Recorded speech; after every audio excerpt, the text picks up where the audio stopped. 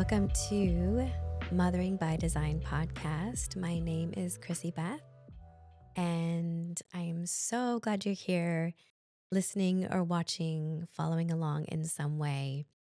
And this episode, I'm really excited because we're going to talk about one of the foundational aspects of your human design chart, which is your strategy.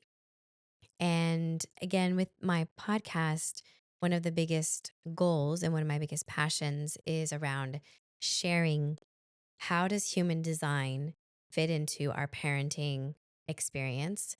And especially for the mothers, how can human design support me as a mother so that I can mother in a way that works best for your design as a mother and also for your child's design?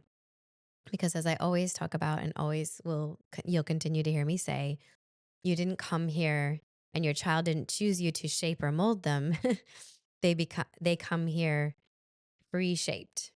It's a pre-mold situation, as I've said, which means it's more of a hands off and follow their design and hold them in the best way possible so that they can grow up, move along in their life, grow up to be the most truest, authentic version of the person that their soul chose to be, which their design shows you, right? And so all if we can do that as mothers, we've that's the greatest gift we can give our child, I believe.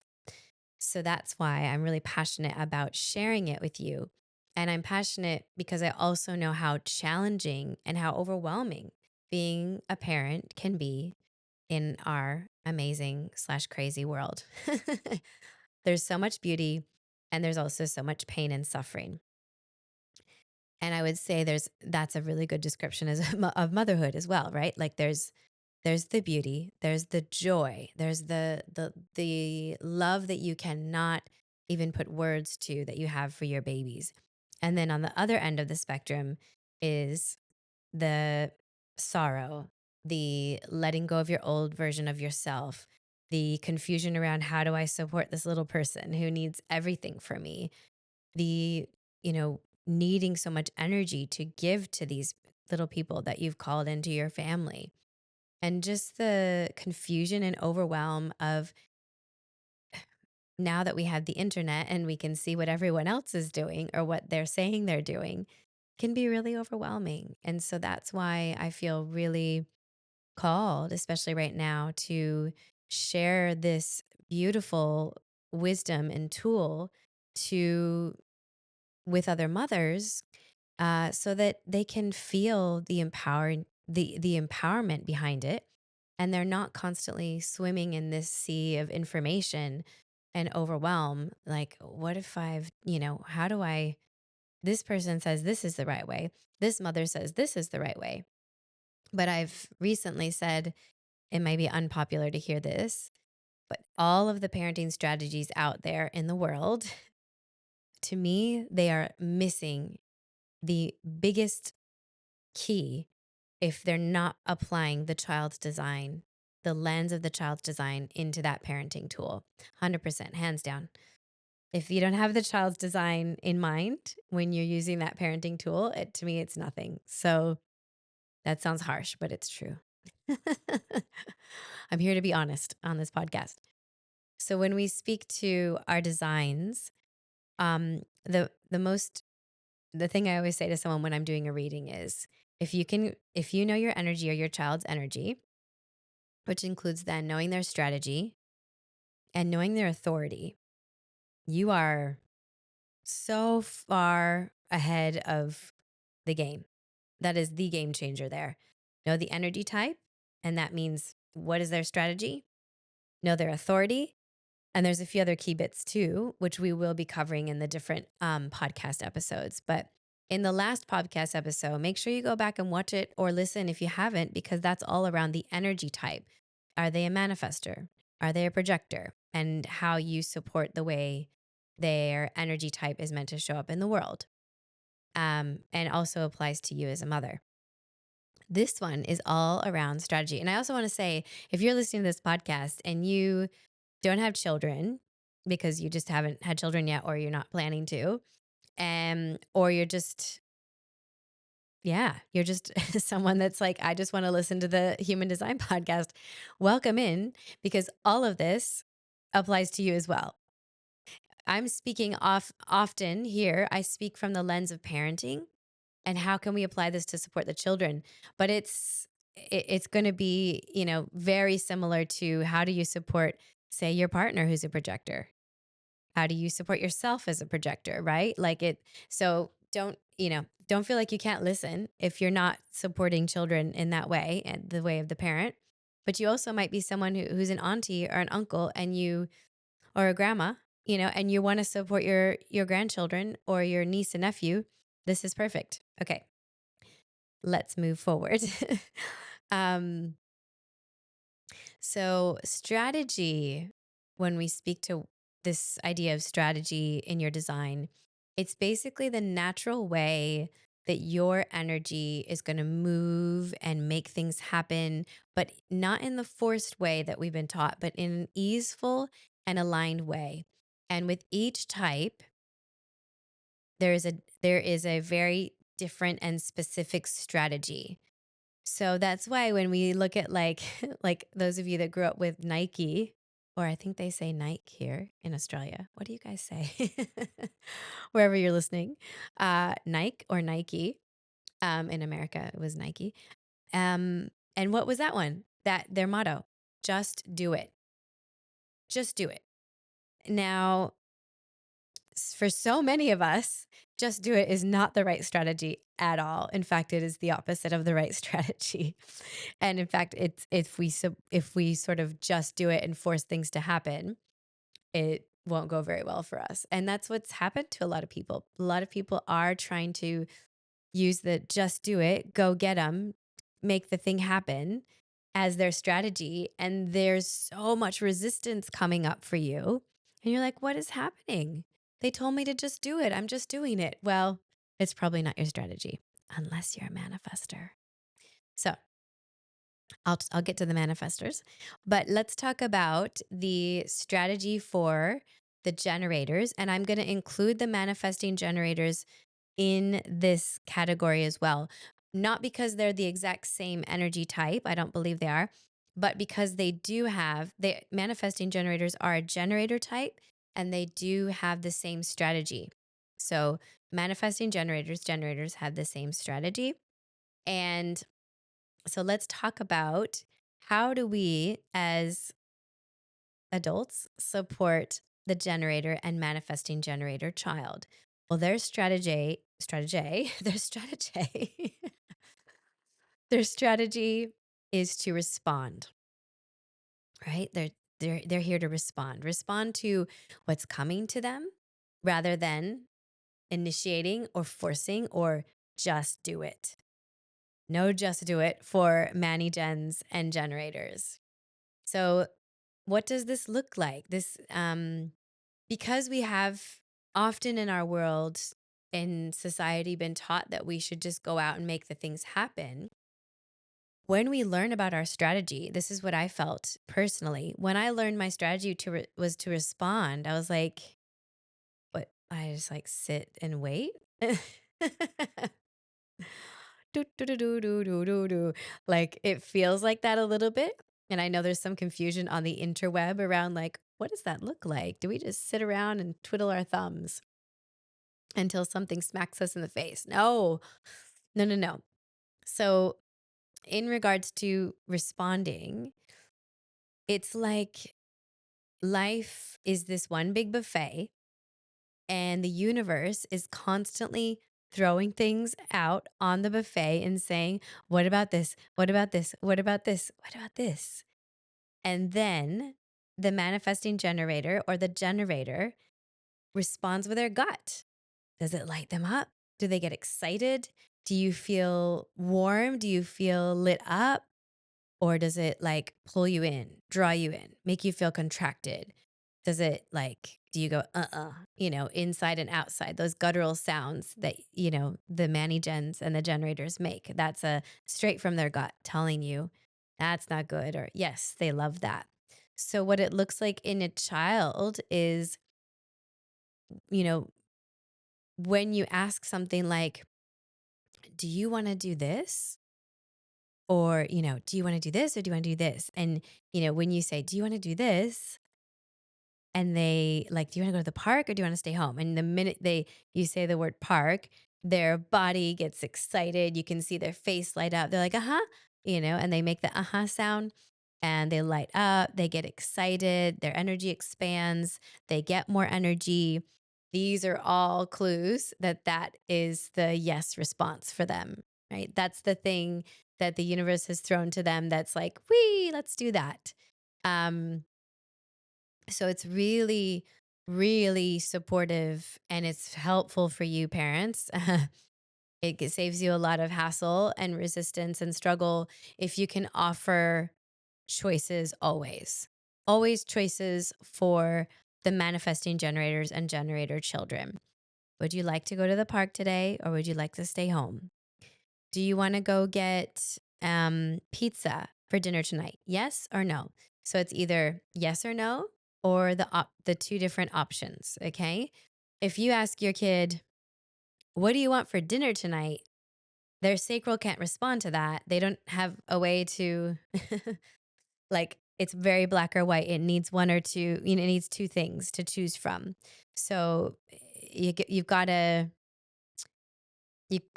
give the sacral, the gut something to, compare to. And again, it's always black and white, and they will know in an instant. The response they get is like straight away, and that's how they move forward in their life. And the responding is and listening to that response is their way forward in an aligned path. So you as a parent can help to support them by saying, you know, you'll know that you know in your body, right? You know what it feels like when you feel like that something's a yes. When you're making decisions about if you want to play with your friend or if you want to go here or if you want to do, this activity or this activity, you feel it in your body, right? You can ask them. You feel it here? Do you feel it like your body gets excited, lights up? And if you can, I don't want to say coach, but just support them to listen to those sounds, to listen to that feeling, to listen to that gut reaction, like you're just setting them up to always know what's right for them. And this to me is like, as someone who let go of that as a young girl and listened to what was right for the other people around me, people pleasers, hello? Anyone else out there? You just cut off from your gut. You just cut off from it. You block it. So what can we do for our kids that have that gut response? Just give them all of the support they need to let them hear it as much as possible as they get older. Continue to listen, continue to give them choices, right? And then when, excuse me, notice another key is like noticing when they seem really flat or bored. Or the other thing is the frustrated, the not self, which we'll talk about in another one, but the frustrated energy versus being energized and lit up. Because we know that generators and manifesting generators, as long as they're following those gut responses of yes, and they continue to really listen and they continue to be excited by the things that they're saying yes to and doing those things, they will have so much energy. When you see them kind of go, that is them saying yes to something when they probably actually, their gut said no. So it's just you tuning in, and you'll quickly realize, and you probably already know this with your generator or manage child, you probably already realize when they're listening to their gut, when they're lit up, you can see it, you can hear it. They make those sounds using their gut through their voice. Uh huh. Like those are the sounds that we make as manifesting generators. And that's really good. Like if you can help your child to keep those sounds going, some kids, it's pretty quickly disciplined out of them, if you will, because it doesn't sound polite. You didn't say yes, say no. And they get cut off from their guttural sounds. But those guttural sounds, man, those are key. Those are actually the way that generators and mani-gens are really connected to their gut through their voice. And then you can hear it and they can hear it when they're responding in this way. So, so a generator and a mani-gen strategy is to respond things that are coming towards them. It just means they're out in the world and, and this is beautiful to think about if you're the parent that's the generator or mani-gen. Think about how many things that you have to respond to day in. If you have a heartbeat and you're breathing and you wake up and you're like, I'm still alive, you have so much to respond to. It's like so much gratitude. I get to respond to a bunch of things today and listen with my gut, and I get to be alive and do something that brings me joy, if we're doing it right, like do the thing that brings us joy. Because then what? We get more energy. We fill up our joy bank. Joy bank. Um, I'm just cracking myself up over here. But yeah, so is as the parent, it's the same thing for you, right? When you have a decision come to you, when you have, do I want coffee today? Do I want tea? Do I want to go to this cafe or this cafe? Listen to your gut. What's your gut saying? And the beautiful thing is, or the hard thing is, I shouldn't say, is you as the parent, mama, you got some deconditioning to do. So you know what's going to happen is you're going to hear it. You're going to hear your response. You're going to respond and you're going to get lit up and respond. And your gut's going to go, yes. And your mind's going to go, wait, no, wait a minute now. No, let's think about this. Because the mind is the trickster, the biggest spin doctor, as my teacher says. So tricky, wants to keep you really safe, thinks everything that you want to do that's like expansive and gonna make you change and grow is like really scary. Don't do that. So the mind will come in and try and bring logic into it and try and talk you out of what your gut just told you. And the body always knows. So the deconditioning is that you just keep practicing. Keep practicing. Be patient. Give yourself grace. When your mind comes up, be like, oh, I totally hear you. Thank you for caring about keeping us safe. But the body has already said yes to this thing, even though it is scary and it's a change. So I'm going to go with my gut every time. Okay. I spent a while on that one. Excuse me. Okay. We've got our projectors. What does this look like? Their strategy for the beautiful projectors out there, who again are our guides and our wisdom bringers and our seers, big picture. Um, the strategy for a projector is to wait for the invitation. Okay. So projectors really thrive when they are seen for who they are and what they see and the guidance they're here to give and all that. It's actually even more of their presence. If anyone has any projectors in your life, you know what I'm talking about. Especially when a projector is aligned and they walk into the room, they have such a presence about them. And it's not even always what they say. It's just the way they bring the energy into the conversation and into your life. That's how I feel about my projectors. They are so special. Um, and it's the same with our projector children. So when I say they thrive when they're really seen, it means that it really, really benefits the projector and it works best for them in an aligned way to wait for the other to see them, really see them, and then receive the invite. This can be like invitation for what do they think about this? If you're in a family dynamic, you guys are having discussion and your projector kid is kind of really quiet and you're like, oh, hey, Joe, I'd love to hear. What do you think about this? Joe will have an interesting perspective as a projector. Really good to get that. And he needs you to see him and to feel really invited to really thrive. Same with like friendships, projectors being, little projector kids getting invited to be friends with other kids, getting invited into a game that their kids are playing, into conversations. All of this is really empowering for them and really important for their design and for who they came here to be.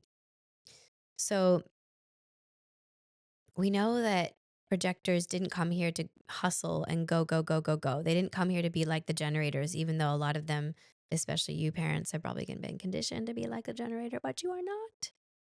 You did not come here to just do, do, do, do, do, do, do, and then burn out. You came here to bring, I mean, you can do a lot of stuff. You have a lot of energy, especially when you're aligned and you're letting yourself recharge and rest when needed. That's the thing. When the projector goes, goes, goes, goes, goes, and then doesn't and hits the wall and then keeps going, that's no good. The projector, when they notice they need to rest and they actually stop before they get to the wall, so powerful, recharge, and then they have so much to give and so much to guidance and insight to bring to the world. Um, but that rest and recharge is really empowering for you. It's not a weakness. It's very empowering. Um, so it's the same with your children as projectors, inviting them in, let them offer their wisdom, invite it, but don't it's we don't want to push the projector child to like in participate in everything and to do all the things we're doing, especially if you're a generator or manny gen parent. It's like you want to go maybe and do a few different things in the day. I'm not saying your projector child can't keep up with you or doesn't want to do those things, but it's also just remembering that they're borrowing from your sacral energy usually, and they don't have that themselves. They don't have the sacral center defined. So they plug into yours and then they need some rest. So it's good to just remember that as you plan out your days and just, know that it's not that they can't go, and there's all different kinds of there's even energy projectors, there's different kinds of projectors, but it's still something just to be aware of as a parent. If you've got a generator child and a projector child, you're going to see very very different energy movement. And it's really nice for them, for you to kind of give them that time and that space and that permission to rest. And then it's really important to give clear invitations. Like for the child, it's like, I'd love your help with this, Joe. I love your help with this. I really could use some help, and you're the right one to help with this. Do you know how much that's gonna light Joe up? Like his little face is gonna be like, "Yes, Mama wants me to help," right? And it's the same if he has siblings. If you can help support them to invite Joe. Joe must be the main projector here. And really praising their unique insight, their unique way, and they'll have a different perspective than anyone else in your family if they're the projector and you guys aren't. Their unique perspective and insight, really praising that and celebrating it can be really powerful for them. And as I said before, it's good to be protective of their energy and their rest. Just it's really supportive for them because if you can foster that when they're younger, and they grow up and they do that for themselves, which, a lot of projectors now don't, they don't know how to do that because they're so conditioned to keep up with an energy that's not theirs. So if you can kind of instill that at a young age, that's really, really powerful for a projector who's going to grow up and honor rest and not be ashamed of it and not be, feel guilty for laying down or resting and being away from people because it's very big for the projector energy type to be around others because they see directly, deeply into the other in such a beautiful way, but very powerful. So even for them, that's a lot when they're out in the world. So that's something to be aware of. Excuse me. And so for you, projector parent, it's sometimes about the deconditioning. Often, when I say wait for the invite, again, we're not sitting around on our with our hands under our bum, like do do do. You're putting yourself. You're still you're working on and focusing on the things that you love. Your hobbies and your passions are not a coincidence. They are part of what you came here to do. Maybe what you came here to offer in guidance. So for a projector, it's not that they have to sit around and be like, wait for that golden envelope to drop into their lap through the window with the dove. It's like, can you work on the things that you love, master the things, like get really good at, take courses, do what you love to do, start a website of what you offer, like but clearly put out what you offer to the world and tell people about it especially like, so that means like if you have a website and you have social media, make sure your website's there. People need to see. They need to see what you have on offer. Anytime someone follows you on social media, that's an invite. When you have a conversation with a person and say you're just getting to know them, and they don't necessarily say, "What do you think about this?" But they say it with their body language and their energy, and they're asking you questions, and they're leaning towards you. That's an invite, right? So all invites don't, especially for us adults, all invites aren't necessarily going to be like, "Hey, Judy, what do you think about this?" Even though I'm telling you, do that with your kid. As an adult, you probably don't always get that. But Judy, you do get that. It's just more of an energetic feel. It's more of an energetic question, right? Someone's going to notice that you know things and they're going to come to you. They might not say to you exactly, but if they slide into your DMs, or if they're following you on your social media platform, or if they're on your email list, those are invitations. They're everywhere. That's the projectors. Okay. Well, let's talk about our amazing manifestors and their strategy. How can we support them, especially the manifestor child? And as I'd mentioned, again, listen to the previous episode if you haven't, if you're new to the energy types and what they're all about. Um, but I'll give a summary because the manifestor is here to initiate. So they are the Nike. They are just do it. That's a very manifestor motto. Um, so the manifestor child is the spark. The manifestor energy type is the initiate the movement, make the big thing happen, give a big bang. Everybody looks over. Everybody starts moving that direction. That's the manifestor vibe, right? Big energy. When aligned, can make crazy, amazing things happen and in ways that no other type can and ripple out really wide. And their strategy is to inform before acting. So, what does that look like? What does that mean? And there's a lot of there's a lot of hype around this on the internet.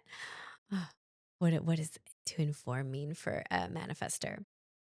So it simply looks like because they are here and they really want to be independent, especially your manifestor child. I have a manifestor daughter. I could tell stories. I do tell stories.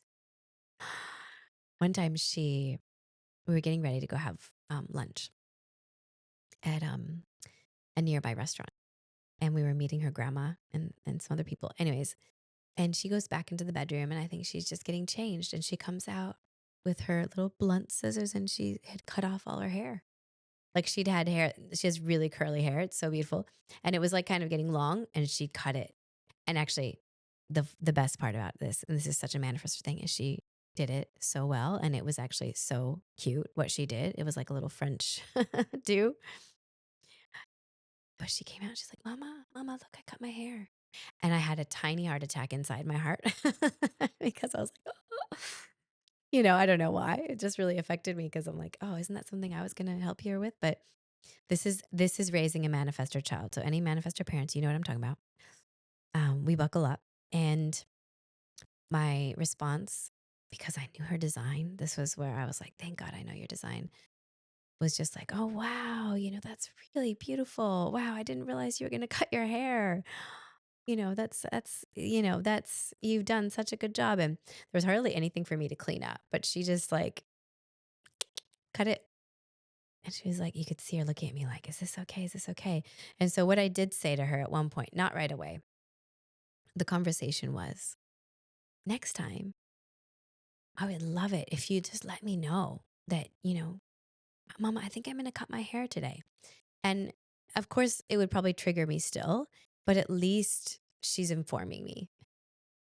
So there's not so much of a shock. And I had to warn her dad before he saw her because I knew he would a little like, oh. And he was like, oh, I'm glad you told me. Um, so when the manifester informs, it's not because they're asking for permission. No, no, no. It's going to create just a smoother way forward for them because everyone notices the manifestor energy. It's hard to miss when they're in the room and when they're doing things. And when they go off and start kind of doing things secretly, everyone starts to go, what are you doing? Hey, and knocks on the door, pokes at them on the shoulder. What are you doing over there? What's happening? And the worst thing for a manifestor is when they start to get the creative urge and they start doing something and they get interrupted. Woo! There goes the anger. That's the not self. Massive anger, massive outburst. I know because I've done this many times, and every time I'm like, oh, that's right. I shouldn't interrupt her. And she just like huge meltdowns. And that's because she doesn't want to be interrupted. She's in her space. She's in it, right? So what I say to her is like, if you let us know beforehand, then we don't have to come in and find you and interrupt you. And then for that manifestor child, they're not going to be interrupted. They're going to have this really, it's much smoother on their path forward so they can go do their thing and not be disturbed. And also it's just better for their relationships, especially as they get older, right? For them to just kind of give people a little heads up because when they don't, it just gets a bit tricky for them. It gets trickier. So I just always say for parents with manifestor kids, encourage them to tell you before they're going to do something. I mean, like they don't have to tell you I'm going to the bathroom, but I mean, it's more like, are they going to go outside and go play somewhere further away? Which, we have a big property here and sometimes she'll do that. And both my partner and I have to be like, remember, like if you're going out and you're going to go out on the road, on the driveway, like just always have to let us know, right? You can't just don't wander off because then we get worried. She's always like, "Oh yeah, okay, okay." So it's just like encourage them to inform you. Um, Give them as much freedom as you can, but with boundaries. And this is where, for every family, this is going to look different. This is the gray area where I can't tell you exactly what that looks like for you guys. We're still figuring it out over here. But I do know, I can tell you that if you can give your manifestor child freedom and the feeling of autonomy and the feeling of independence, you will have a very happy manifestor child and a peaceful one, which is when they know that's their signature. That's when they know they're living their design.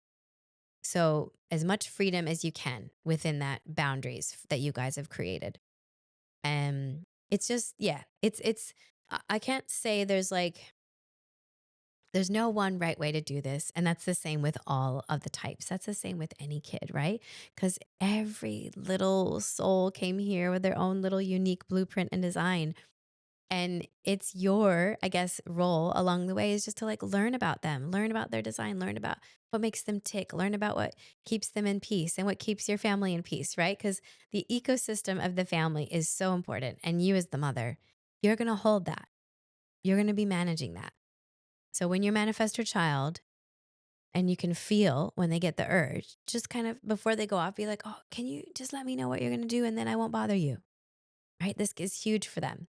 And then as they get older, what's going to happen for them, if you do this, mama, such a gift, is that they're going to learn that that's actually a really empowering tool for them.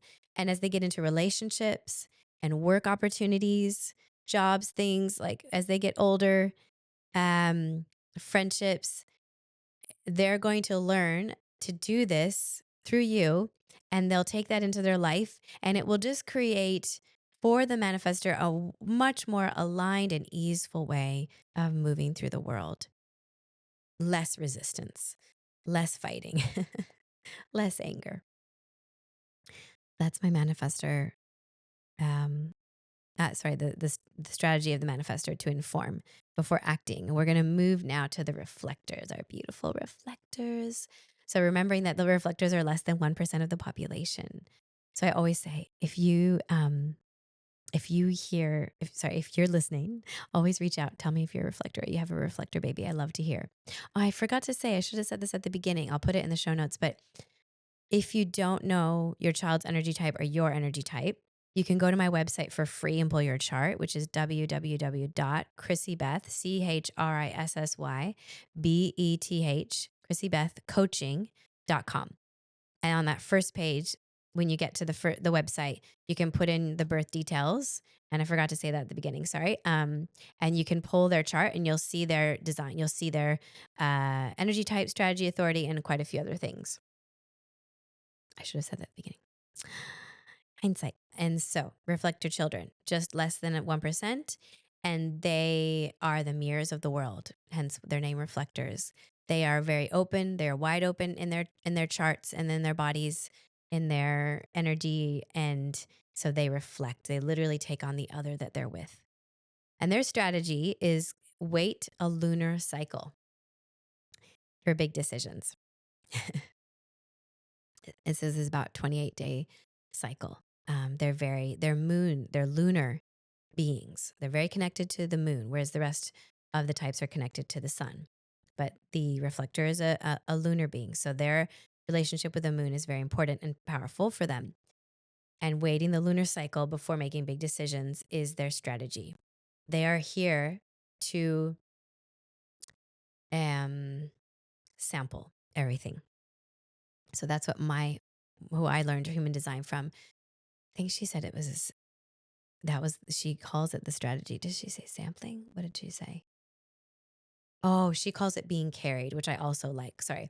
I also like that because sometimes waiting a lunar cycle, it doesn't feel like a strategy, even though it is for them. But she also calls it being carried because literally it's like these lunar beings, they are being carried by life because they didn't come here with any set authority, way they make decisions. They didn't come here with any set strategy except for to wait the lunar cycle. They didn't come here with any energy centers defined like the rest of the energy types, which have other energy centers defined. So they're just these wide open, sensitive, powerful, wise beings that are being carried by life as long as they don't get too, attached to being one way because they're not meant to be. So, what this looks like for your child, if you do have a reflector child, they're really sensitive. They're very sensitive to their surroundings. So that means like their moods and their energy are going to shift with the people and the places they're around. So their environment is very important to them. And as I'd said before, they're literally here to sample it all. This is right for them. You might think it's a bit strange. And so, in the world where often in society we're prided on like, oh, she's so consistent and oh, she's always been like this and she's still the same, which, now hopefully most people are like, oh, that's a bit scary. If she's still the same with these lunar beings with reflectors, they are never meant to be the same. They are always meant to change. And so as parents, it's actually okay. It's okay to see your child be one way for a week and then move into another way of being or mood for a week or even a few days or even every day. Right? That's actually okay. This is part of who they came here to be. Um and then it also looks like because when there's bigger decisions, they need more time. So, from a parenting perspective, one of the biggest things you can do is give them time and patience, which in the world we live in, there's not a lot of that. There's a lot of like, get it done, get it now, just do it, make it happen overnight, la la la. So it's really a practice of holding this for your reflector child or for you if you're the reflector parent, time and patience, never rushing into decisions because that will always lead to regret and probably some sort of not great experience and resistance. So they need time. They need to be able to feel into the many the many moods, the many environments. Like they need to be able to sample it all through that 28-day cycle. And then once they've moved through it, the decision, and they've kind of been in all these different ways and all these different moods and all these different environments, if it feels good to them throughout most of it, it's a yes, right? But it's giving them that time to really feel into all of that. And also we need to give them, keep their environment really, really supportive. What does this look like? Just stable, gentle, safe. And that means like within your family ecosystem, the reflector is going to, if we had a reflector in the middle of every community around the world, we would be so much better off. They actually came here to be the wisest ones. If they're allowed to come move up into the world and be aligned, if they're allowed to be recognized for their wisdom, which often that's the fear of the reflectors, they won't be, they won't be seen. Because they're so wide open, they can mirror what's happening out there in the world, what's happening in the community around them, which is, as a kid, as a child, that's their family. They will show you where are things not stable, where are things not healthy. They will show you in their mirror, in their way of being. So it's really powerful to check in with them. Um, and then when they're trying to move through life with these different choices and decisions and things like that, it helps for you to support them by reflecting with them on how they feel in different settings, right? How do they actually feel? Do they feel not good in this, when they're reflecting on it and they're in this setting? Do they not feel good in this setting? Do they not feel good in this group? Then it's like, well, that's probably that one. That choice right there is probably a no if it's kind of leaning in that direction throughout that lunar cycle. So that if I can wrap up, it's for these reflector children and for you as a reflector parent. Obviously, there might be a lot of deconditioning for you because you've probably been conditioned that you're too sensitive. You're too much of a chameleon. You're changing too much. Nah, nah, nah. You change. You be a chameleon. You go off and let yourself be carried by life. The universe wants to carry you to all the different environments, all of the places, sample all the people, right? It's part of your gift. And then you mirror that back to us. So if we can support our beautiful reflector children to be those mirrors and not tell them they're too sensitive and not tell them that they have to, come on, make up your mind. No, you've had 2 weeks. Come on, make up your mind. Well, it's still not long enough. Give them more time. Let them know it's okay to take lots of time to decide. And if you're someone who has that sacral, that gut, response, it's okay that it's different. You support them in their unique way of being and you show them that this is how you are. You do know in an instant what's meant to happen for you, but it's okay and it's right for them to not know in an instant and then not to rush it. Okay. So that's a lot about that's the strategy, sorry, for the reflectors in our world, the wait a lunar cycle or be carried. So one of the things I always say is that it's beautiful to hear this wisdom. I wonder how long I've been going. Oh yeah, okay. I'm always like, I'm gonna do a short podcast episode. 40 minutes later. Um, is that it's really cool to know the wisdom. Yes, it's super cool to have the knowledge. And of course, we need that first. It's like we need to know, we need to hear it with our brain, we need to process it with our mind. But then I always say, get it out of the brain and get it into your body and embody your design and embody the practices, embody supporting your manifesting generator child. Start living it every day because nothing actually changes knowing it. That's not true. I think when there's awareness, excuse me, I think when there's awareness, it does shift something. Absolutely.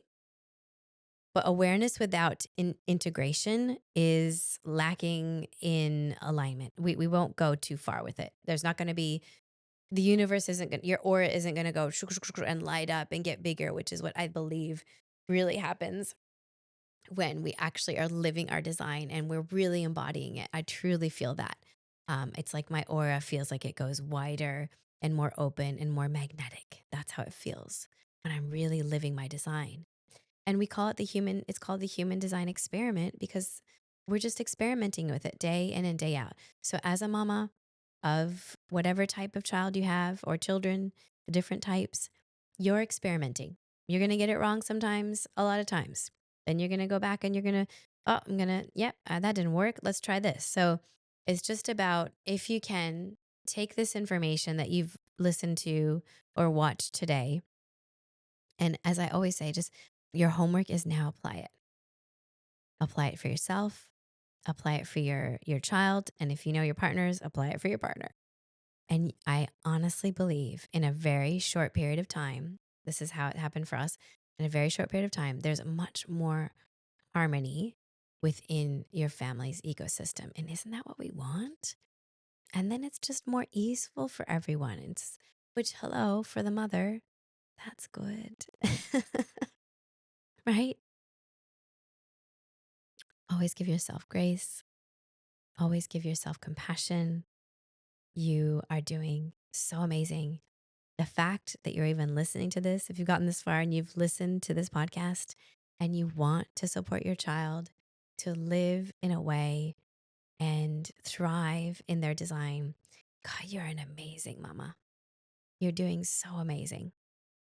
And I'm so honored to be a part of it. So thank you. Thank you for joining me today for this podcast episode all around the strategies of the different design types, energy types. And it's so wonderful to have you here. Thank you for being a part of my community. If you like it, if you're watching this on YouTube or even on Spotify, you can watch it now. I'd love it if you leave a comment, tell me how it resonated, or even just tell me your child's design type. It's really, yeah, or even give us a thumbs up and a rate, a rating. That would be amazing. Maybe share it with another mama friend if you think it's supportive. So thank you so much for being here today, and I look forward to chatting with you on our next episode. Thanks. Have a beautiful day.